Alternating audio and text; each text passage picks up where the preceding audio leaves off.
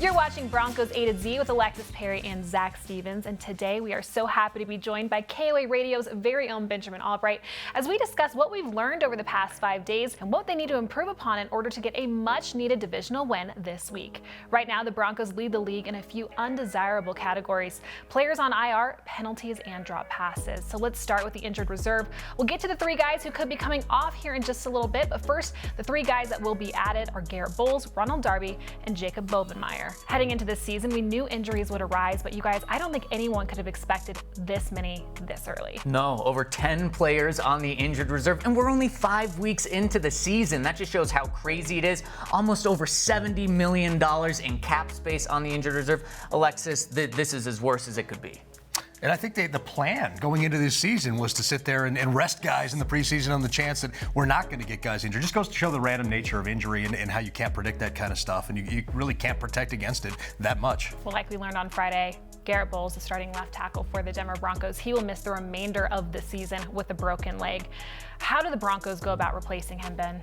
Well, it'd be Calvin Anderson to start. Calvin is a natural left tackle. That's where he's played most of his life. I know we've started him on the right side and played him a little bit in the preseason this year, but he has experience on the left side, and he'll get the first opportunity at it to see if he's able to fill in for Garrett adequately. Incidentally, he roomed with Garrett Bowles when he first started down here in Denver, so he and Garrett have a good working relationship, and Garrett can kind of give him the ins and outs of what's going on the left side over there. And Calvin has so much experience, specifically this year playing, not necessarily as a starter, but he had so many reps at right tackle in training camp and the off season with Billy Turner out. So this is a guy where he doesn't have that many career starts, but he's a guy that has a lot of experience in this system this year. Well, that position will be especially important. Now that we've learned what quarterback Russell Wilson was going through, he suffered a right shoulder injury in Vegas. Obviously, that was an issue Thursday night against the Colts. How much do you think that injury played into his performance on Thursday night, or was it a plethora of other issues that really led to that result? Well, I think anytime you got a hurt throwing shoulder, it's going to wear you down over the course of a game. You can do what you can to kind of keep it protected throughout the week, but as you're throwing and taking hits throughout a game, it's going to wear you down. He went and got the PRP injection. That's a platelet-rich injection that helps it heal faster. He's got a lot of time off, so we're hoping that that'll be healed, not fully healed, but mostly healed by the time you play the Chargers game. But yeah, anytime you're out there taking hits during a game, it's going to continue to aggravate it. And one of the most encouraging things for Russ is he played 4 days after suffering the injury. Now he has 10 days off plus the injection that he got. So there is hope that it's going to be much better. Accuracy, I think, was a little impacted on Thursday night, and with double the time to get healthy for Monday night, he should be a lot better. 10 days to recover there for Russell Wilson. Somebody who won't be able to recover in time for this game or for the rest of the season is obviously cornerback Ronald Darby. He will be out with a torn ACL for the rest of the season. So how does this impact what we expect to see from the secondary moving forward? Well, I think it impacts it a lot because this was the strength of the team, was the pass defense. You have Pat Surtain on one side, who's just an absolute shutdown elite corner, maybe the best corner in the NFL, and Ronald Darby was a really good number 2 cornerback for the Broncos. Now you look at the rookies, and Damari Mathis, he's going to be the guy that steps up, and then Michael Ojemudia, we're going to talk about in a second, he's going to have a chance to come off the injured reserve and get some playing time. But you go from a very experienced guy who you're very comfortable with to now a rookie in Damari Mathis. I think that's exactly it. Ronald Darby is one of the most underrated corners in the league, and that's really going to hurt them. But Damari Mathis is an athletic freak. If he can get him up to speed as far as being a corner instead of just a great athlete, that'll help. And then, of course, Ojemudia. He's got experience with these guys. You hope that that's enough to be able to sit there and kind of stem the tide there. You mentioned the absurd number of injuries that this team is dealing with right now.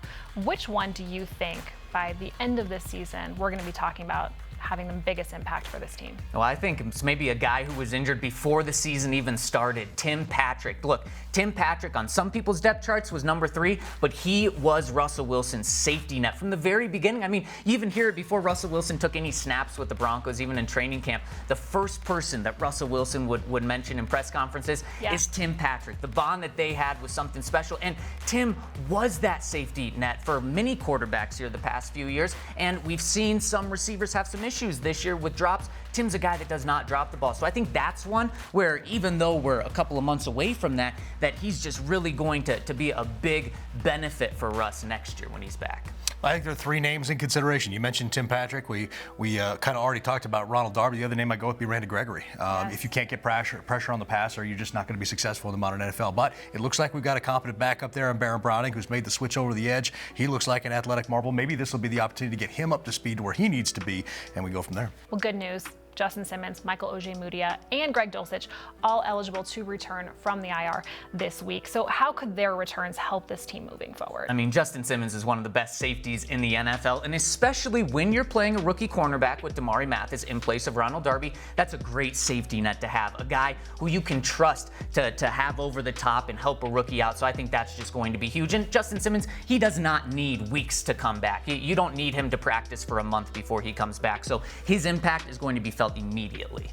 Yeah, I think all of a sudden you've got a really good problem to have. You've got 3 good safeties, and one of them has played corner before in Kareem Jackson. Maybe that gives you an opportunity in zone situations to put Caden and Justin back there at safety, move Kareem down to the low zone where he used to play corner before, and give Damari Mathis a little bit of a mentor down there with Kareem Jackson. So I think having them back is great. And then, of course, Greg Dulcich being back, I got to hide my Head & Shoulders shampoo because that man's hair is luxurious.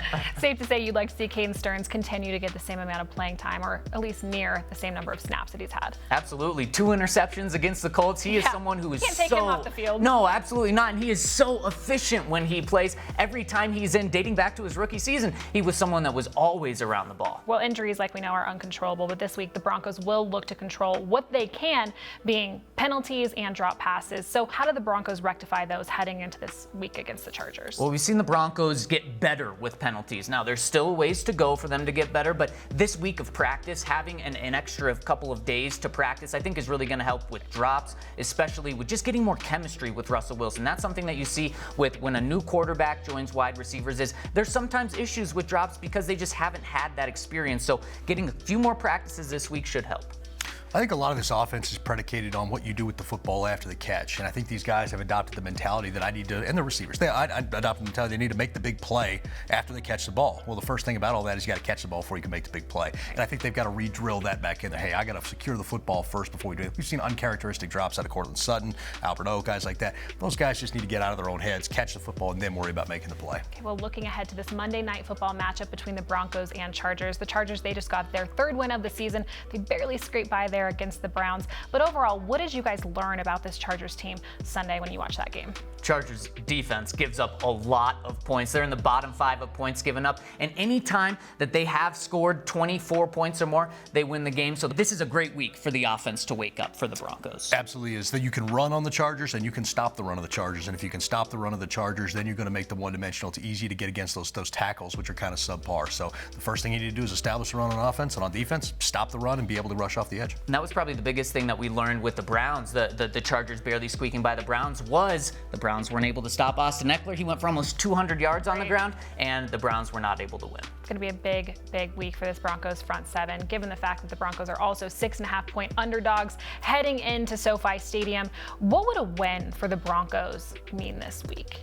It would be huge. They'd be back to 3-3. They'd get their first win in the division, and then they would have 2 very winnable games looking at them right before the bye week. So this is a huge game for the Broncos and a great opportunity, another primetime game. Yeah, I think it takes some of the onus off Nathaniel Hackett a little bit. You get that win because you've got 2 losses in prime time and barely squeaking by the 49ers. So I think having that would reinstill confidence in the locker room and the coach. And not that it's lacking at the moment, but there's always something to be gained by having the confidence that we can go out and do things we haven't done just yet. This really feels like a must-win game for the Denver Broncos this week. So I know you guys have listed off a few different things, but what is your #1 key to victory for the Denver Broncos this week? Contain Austin Eckler when it comes to the defensive side. And we've seen this Broncos defense be elite in some games, then struggle against the run in other games. This is one where they're just going to have to put all of their focus on stopping Austin Eckler. He's a great weapon coming out of the backfield, but as we saw against the Browns, he ran the ball for 179 yards. He was incredible. That's the Broncos' #1 threat, is stopping Austin Eckler, and he's a Colorado kid. Yeah, establish the run yourself.